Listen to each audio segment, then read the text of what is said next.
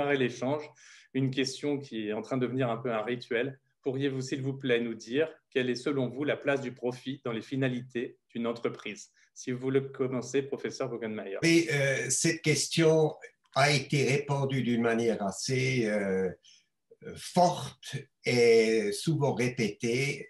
Et cette réponse est donnée par Milton Friedman qui, il y a une vingtaine d'années déjà, a dit la responsabilité sociale unique de l'entreprise, c'est de faire profit. Donc, le profit est central dans cette vision friedmanienne quand on aborde l'entreprise.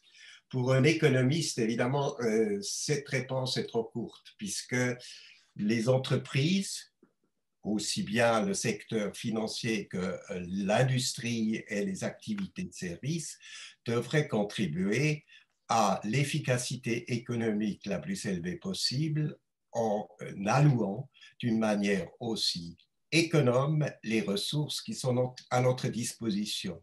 Et ce qui nous intéresse aujourd'hui, c'est notamment aussi l'utilisation des ressources naturelles.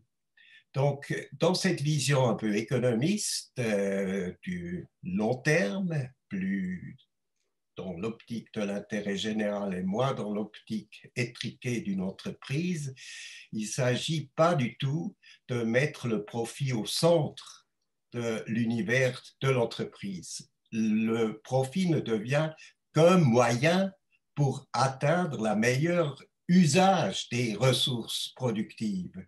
Le profit, effectivement, c'est un passage obligé, on va dire, dans le monde capitaliste, dans le monde des entreprises dans lequel nous vivons. La question, c'est plutôt de savoir ce qu'on en fait, en fait.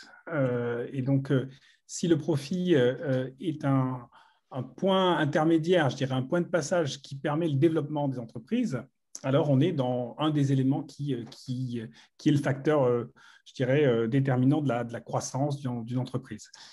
Si le profit est considéré uniquement comme un élément de court terme permettant de rémunérer les actionnaires, et y compris comment dire, en contradiction avec les objectifs long terme de l'entreprise, alors on a un problème.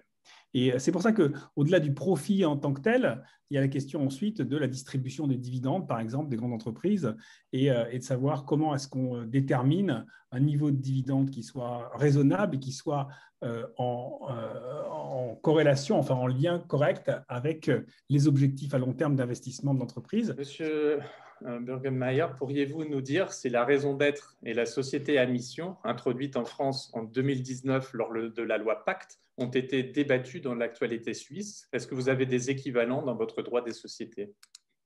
Non, on n'a pas tout à fait l'équivalent de ces discussions typiquement françaises qui étaient au fond en toile de fond de la relance de croissance. Alors en Suisse, les éléments qui sont dans la loi Pacte sont donc d'une part le partenariat social dans la loi du travail, mais vous avez aussi des participations aux bénéfices sous forme notamment de distribution des actions selon les modalités précisées. C'est ce que est aussi c'est une initiative aussi au sein de la loi Pacte. Et vous avez en plus une forme d'épargne forcée qui est liée à tous les plans d'épargne pour les assurances vieillesse. Et là aussi, on est un peu différent à la France. Le système de vieillesse en Suisse a 3 piliers qui laissent plus de place à l'épargne. D'une part, ce qu'on appelle sur le premier pilier qui est la sécurité sociale comme en France, auquel s'ajoute un élément que vous connaissez aussi en France, mais d'une manière un peu différente. C'est le deuxième pilier, c'est au fond une obligation d'avoir une assurance complémentaire qui est sur une capitalisation. Et c'est ce deuxième pilier qui a donné lieu à l'essor des épargnants institutionnels. C'est les caisses de retraite qui sont devenus aujourd'hui les acteurs les plus puissants qui exigent une finance durable. Et puis, enfin, le troisième pilier, c'est l'épargne personnelle forcée qui est facilitée par une subvention fiscale.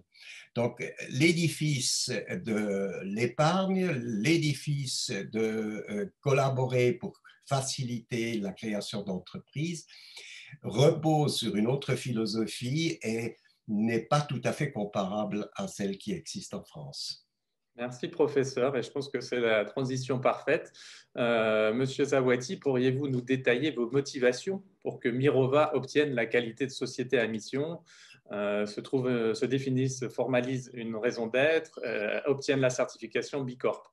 Pourriez-vous nous détailler le processus suivi de l'élaboration de la raison d'être à l'obtention de la qualité de société à mission, et qu'est-ce que cela change concrètement selon vous?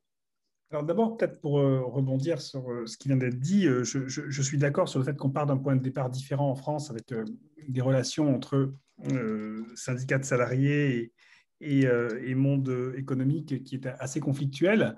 La loi Pacte va quand même nettement au-delà de cette relation uniquement entre les salariés et les actionnaires ou les patrons.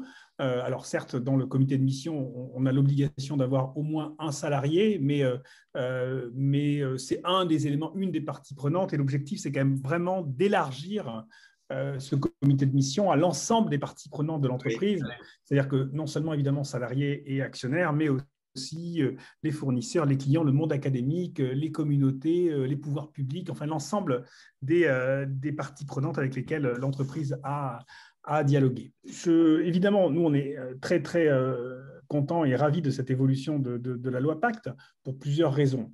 D'abord parce que, en tant qu'investisseur responsable, on a, depuis le début, nous, on a créé Mirova il y a 7 ans, depuis le début, développé l'idée que l'investissement responsable ne pouvait pas se désintéresser du rôle fondamental de l'entreprise, c'est-à-dire et discuter de qu'est-ce que c'est qu'une entreprise et quel est son rôle dans la société. Et que fondamentalement, être un investisseur responsable, c'était investir dans des entreprises qui se souciaient de l'intérêt général, qui se souciaient du bien public et qui ne se considéraient pas comme des éléments complètement extérieurs à ce qui se passait dans le reste de la société. Et de la même façon que la finance responsable est une finance qui ne se considère pas uniquement comme un outil neutre d'allocation d'actifs assez mécanique qui optimise la rentabilité versus le risque, mais comme un acteur de l'économie qu'on veut fabriquer demain. On a décidé aussi de faire en même temps les deux processus, donc société à mission et certification Bicorp, parce qu'il y a des liens entre les deux, même si ce sont deux problématiques assez différentes. Bicorp est un label, et donc Bicorp consiste à répondre à un questionnaire à 200 questions et à être noté sur ces 200 questions. Donc c'est très vertueux, ça permet de réellement travailler sur l'ensemble des axes de responsabilité de l'entreprise, mais ça ne change pas fondamentalement la gouvernance. Il n'y a pas d'élément qui change fondamentalement la gouvernance. La société à mission, elle, effectivement, permet de modifier la gouvernance en rajoutant un deuxième organe de gouvernance au sein de l'entreprise, puisque donc à côté du board, on a maintenant un comité de mission. Le conseil d'administration de Mirova avant société à mission, c'est un conseil d'administration dans lequel il n'y a que des représentants de l'actionnaire. Donc, c'est un conseil d'administration complètement 100% Natixis ou groupe Natixis. Et donc, on crée à côté de ça un comité de mission qui, lui, est quasiment à 0% Natixis. Enfin, il y a un représentant de l'actionnaire sur les 12 membres du comité de mission. On a décidé d'avoir un comité de mission très haut niveau, avec des personnalités qui sont vraiment des experts dans leur domaine. Et donc, on va voir comment tout ça va se mettre en place, avec l'objectif donc d'avoir un premier rapport de mission qui sera publié en 2022.